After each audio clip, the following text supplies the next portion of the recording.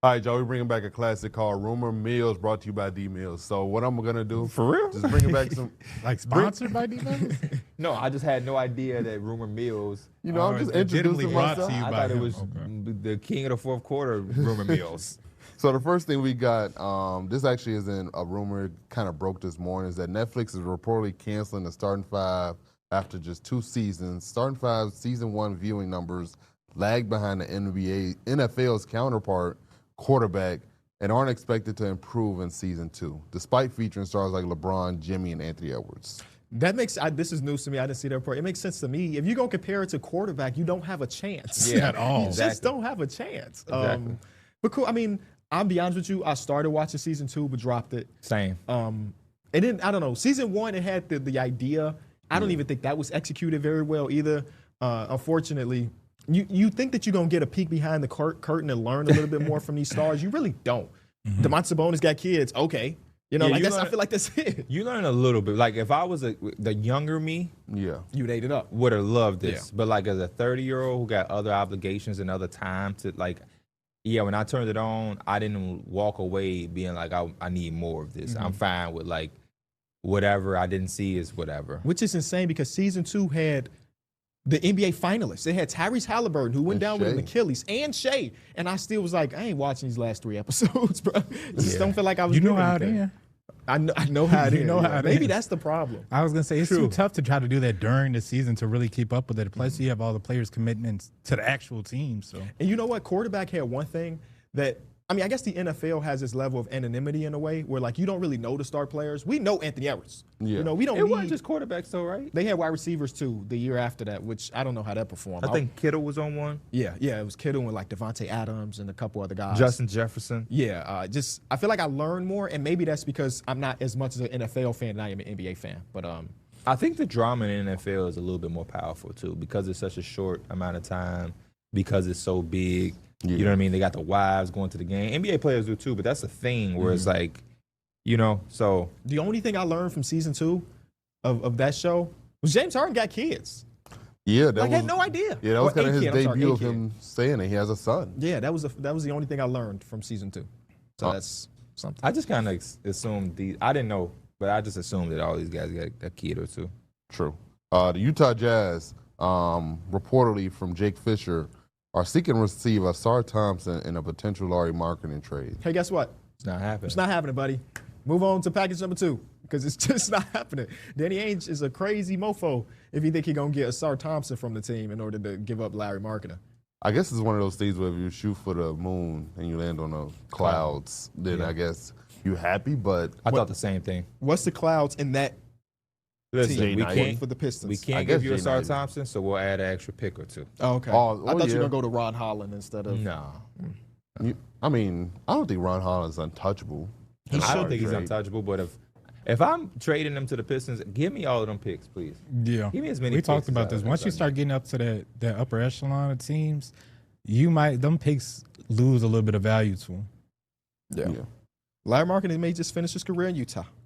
Ain't nothing wrong with that either. Next thing we got is the Lakers. This is also from Jake Fisher. They're continuing to monitor. That's your boy, huh? I guess so. They're continuing to monitor Andrew Wiggins to see if he is available to trade for. We just had this conversation last episode on the YouTube when we're trying to figure out who the Lakers should trade for, and I brought up the name Wiggins. He was like, nah, because they're doing so well that it don't make sense to trade him away. Monitor all you want. I just don't think it's happening. Yeah, Especially for what you're giving. You're not getting. Yeah, if I'm doing well and I trade a guy, I need something back that's going to help me continue to do well. And the Lakers are trying to give up Gabe Vincent, Maxi Vincent, Kleber, take Dalton Maybe Rui. Connect. all connect. Yeah, Maxi Kleber was actually playing some basketball the other day. was. yeah, I don't think they would give up a Rui and Andrew Wiggins trade. And Gabe ain't been too bad either. Personally, All things considered. Yep. but the money, the contract. The contract, yeah. Yeah. Next thing we got is Stephen Curry was reportedly frustrated with Under Armour because they didn't land Caitlin Clark and feel like they didn't invest in his brand enough. That's fair. I mean, I saw a graphic of what Caitlin Clark is making from Nike, and it's like, yeah, if you're Wardell and Under Armour, you can match that plus give way more considering the talent and the influence that she has. They also just didn't do a great job of creating great shoes for a great player. Mm-hmm. So Point blank period. that probably plays a part too. None of this surprised me. When somebody like Steph Curry leaves, it's obvious that this is the type of stuff that's going on. But the one thing I also will say to give Under Armour some slight, Caitlin Clark, as great of a player as she is, she got attached to like the Kobe shoe. She always wore Kobe's. So, and it was the Bruce Lee Kobe's specifically. So it was, I don't know if dollars and cents sometimes matter for certain people who are already brand committed. Yeah. You get what I'm saying? Like some people are willing to take less from Nike because they love, like Nike just has that cachet with some people. And Adidas is hitting that level too, where some people are so brand committed. They've played on a Nike circuit or Adidas circuit, and they went to a college that is also a sponsored Adidas. So it don't surprise me that some of the players end up where they are. Like I remember when one of those draft classes came, I told y'all who not all, but where a lot of those guys were going to go, because I had seen them. Hey, if this guy in 8th grade is wearing Nike and his high school is Nike and his AAU team is Nike and he goes to a Nike school, newsflash, 95% of the time when he goes to the NBA, he's probably going to Nike. He's probably going to Nike. And so, Steph, I get you wanting Caitlin Clark. It would have been a dope look, especially if she could have came under the brand like De'Aaron Fox did or whatever. And LeBron wanted to do the same thing with Luka.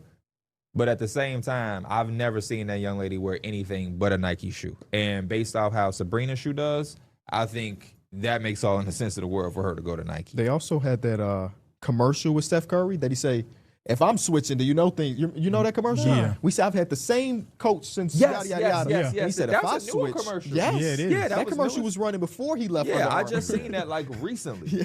And I thought to myself, like, man, whoever wrote that commercial, that's a great For real, commercial. though. Yeah. And then this happened. Then it happened. Next thing we got is that Jaylen Brown admits that he thought about leaving the Celtics, but Tracy McGrady convinced him to stay.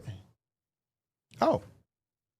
Any more to a quote? Or I didn't see this. That's what I meant. No, it just says, nah, bro, trust me. Whatever you can do, if you could stay, you've got the opportunity to win.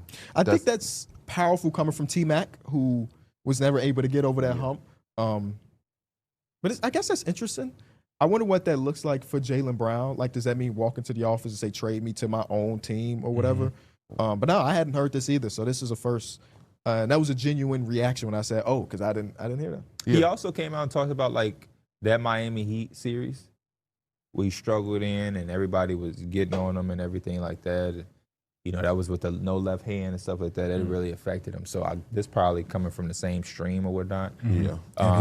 But I'm glad he did choose to stay. I think it's worked out for him. The guy was a Finals MVP. So, $300 million man. Yeah. I wonder if it's still in the back of his mind that maybe sometimes he feels like he want to leave. Well, he got his own team right now, if you think about it. And he's taking on a lot of a rental? Yeah, just a rental. Just see if I'm good at this. a lot of leadership responsibility this year too. Just like knowing Tatum's out and knowing like this could be a big year for him. He's done a lot. So I hope not. I mean, at least not right now. You like KB said, $300 million man. You got your own shoe thing that I love. I think it's dope that he got his own thing going. You won the Finals MVP. I mean, what if you can do all of that by not being the guy? I'm gonna just ride that one out, because going and be the guy, he getting a taste of it now. I don't know if some of those things. Ain't no walk in the park. There's nothing that puts you on that national notice like being able to say you're a Finals MVP. Yeah. Like that's how my mom gets to know who you are.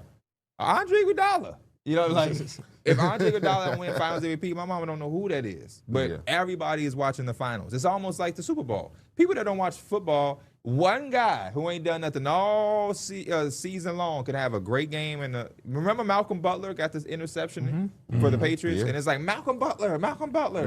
Nobody knew who.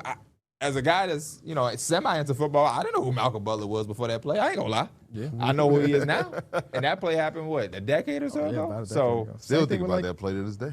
Well, Cooper DeJean was good last season, but I didn't really know him until the Super Bowl. Like, oh yeah, this guy's got picks and he's doing this, he's doing that, and now he's just. If you white in the secondary, I know you. Shout out to Chris Conte. Yeah, shout out to Chris Conte.